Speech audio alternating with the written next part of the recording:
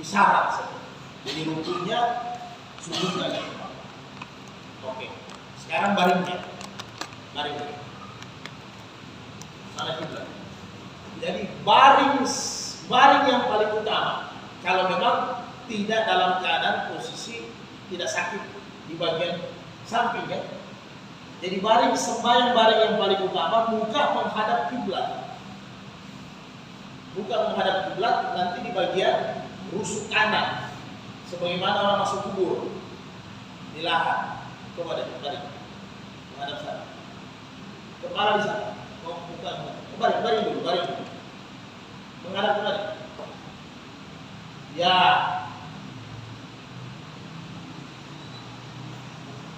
Ini yang paling bagus. Kalau ini tidak bisa, begini posisi tidak bisa, balik kepala di sini. Menghadap sana. Kalau ada teman, umpamanya memang miring tidak bisa, karena memang sakitnya di miring, apa miring kanan atau di miring kiri, maka dia boleh terlentak terus. Hanya nanti diminta bantuan, kasih menghadap ke kiblat muka, terus baring. Nah, mukanya yang menghadap kiblat, boleh pakai begini. Nah, kemudian yang ketiga, begini juga tidak bisa karena ada halangan, dicari yang mudah. Itu yang paling utama. Jadi jumhur ulama mengatakan, Imam Syafi'i, Abu Hanifah, Imam Ahmad, salat dalam keadaan baring yang paling utama, dari miring, dari terletak adalah yang mana mudahnya. Itu yang paling utama. Yang mana cocoknya, itu yang paling utama. Nah, kalau tidak bisa buat dua macam ini, ya cari yang mudah. Oke deh. Kemudian gerakannya menghadap sana. Baring kita tadi, tapi menghadap sana. Supaya kita tahu ya. Oke, boleh. Jadi kalau miring tidak ke sana kepala, tapi menghadap sana muka, menghadap panjang muka. Yang sana kepala ya. Masih begini deh, balik. Menghadap sana, balik. Ya, miring. Ya, aja gitu. Oke. Nah, jadi dicari selahnya yang mana bisa dibuat. Nah, bagaimana sudutnya? Rukunya coba lihat sini. Ya, menghadap sama Allah. Balik. Supaya dipraktek. Awas. Nah, ini atas menghadap bawah. Oke. Nah, ini bagaimana ruku dengan sudutnya, ya kan? Jadi ruku dengan sudutnya ini bermain di kepala saja. Oke? Jadi agak begini, nanti kalau dia miring agak begini, kemudian agak begini kalau sudut. Tidak apa-apa, jangan dipaksa. Jadi jangan baca lagi 2 ruku sampai 3 kali, sampai 7 kali. Subhanallah saja. Ruku dengan sudut baca subhanallah saja kata Imam Syafi'i. Subhanallah saja, tidak usah lagi dikit. Nah, 1 kali saja. Tahiyatnya nanti kalau dia tidak bisa terbuka, kalau bisa terbuka aman. Boleh dia tahiyat begini kan? Kalau tidak bisa terbuka dia tahiyat begitu saja, tidak apa-apa. Nah, nanti salamnya juga isyarat. Yang penting posisinya begini. Kalau terlentar kan mudah, coba terlentar. Nah, balik. Terlentar. Nah, kalau terlentar kan agak mudah. Ya, sama juga, tapi lebih mudah ya. Maksudnya posisinya kan tidak terlalu miring. Jadi kalau terlentar sama, nanti ruku dengan sudutnya isyarat saja. Jadi jangan pakai isyarat kaki. Isyaratnya nanti di kepala saja. Isyarat di kepala, oke. Supaya kewajiban tidak ditinggalkan. Jadi jangan sampai tinggalkan kewajiban.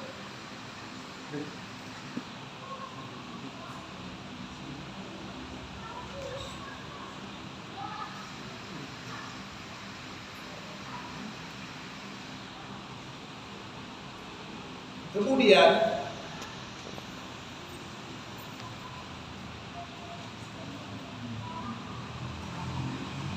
bagaimana orang yang sakit tiba-tiba pingsan? Nah, ini permasalahan. Ya.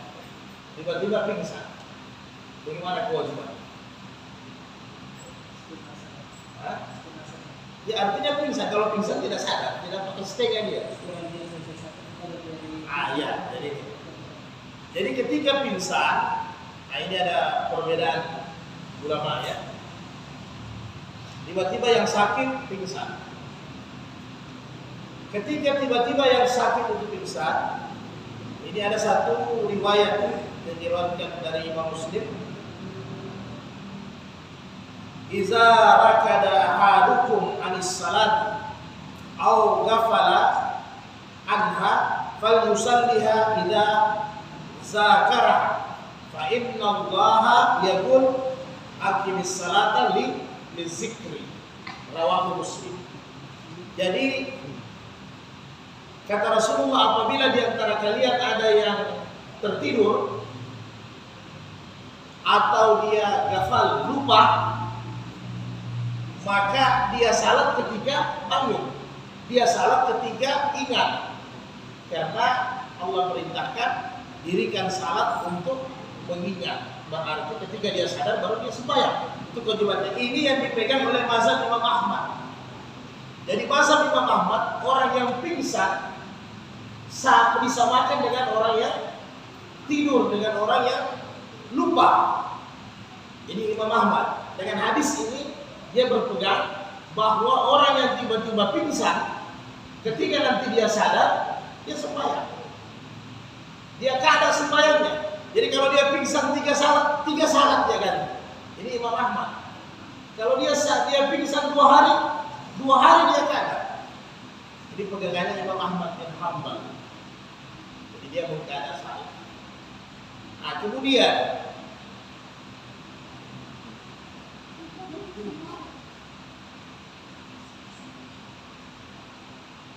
hadis dari Baihaqi juga dari Amar, bahwa Amar bin Yasir, saya pernah pingsan selama 4 waktu, kurang lebih 4 waktu, hampir 1 hari. Kemudian saya mengkada sebagaimana yang Ibnu Umar ajarkan kepada saya. Saya mengkada karena Ibnu Umar ugniyu alaihi fazahaba falam yakbis salam. Ibnu Umar sebagaimana yang diajarkan Ibnu Abbas kepada saya, kepada Ibnu Umar, bahwa ketika pingsan, ketika kita sadar harus salam. Kalau ada tidak terlewat berarti dikada.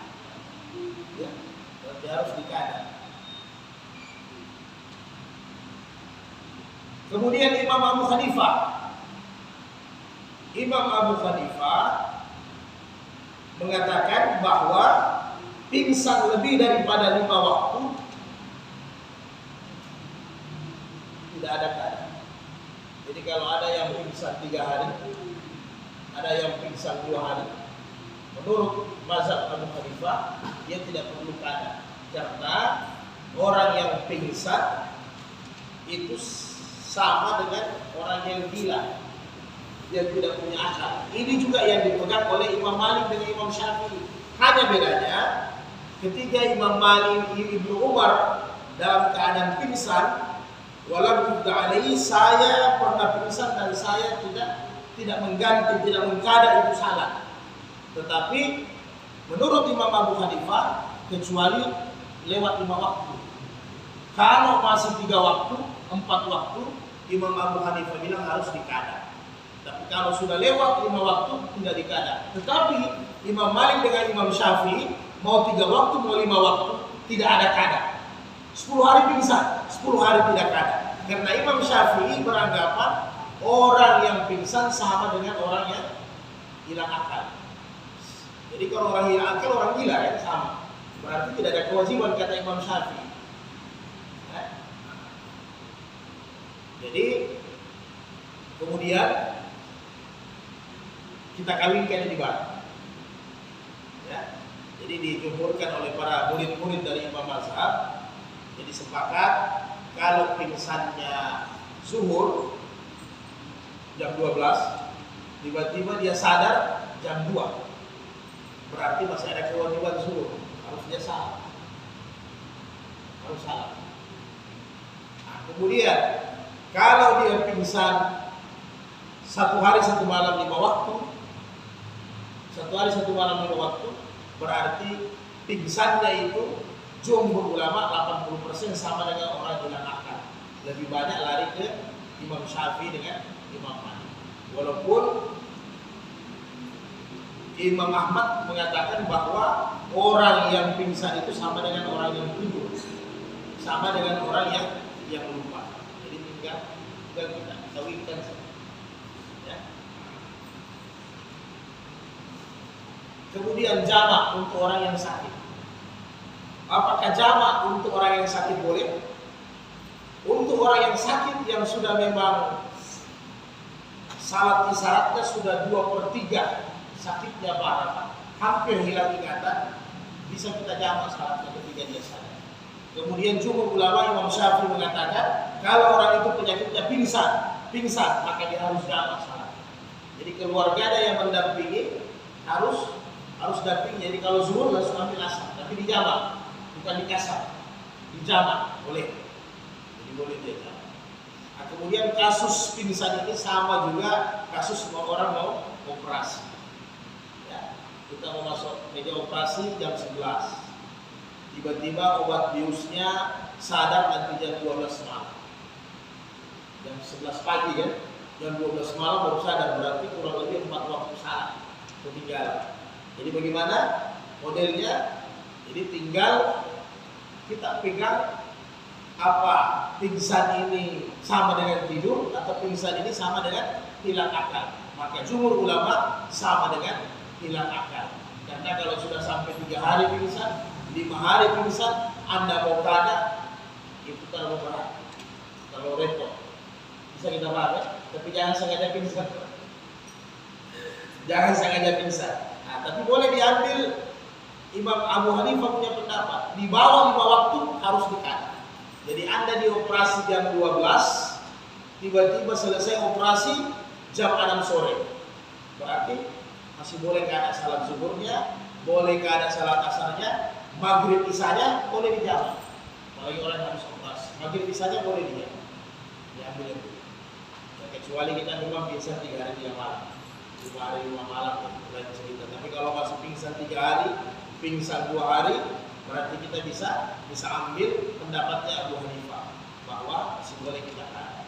Kalau memang sudah lewat 1 hari 1 malam kita tidak sadar, kita bisa ambil pendapatnya Imam Malik dan Imam Syafi'i bahwa itu sama dengan orang yang hilang akal, tidak ada salah sekali. Tapi di bawah daripada 5 waktu boleh kita kada. Ada lagi kira-kira? Jangan saya terlupakan.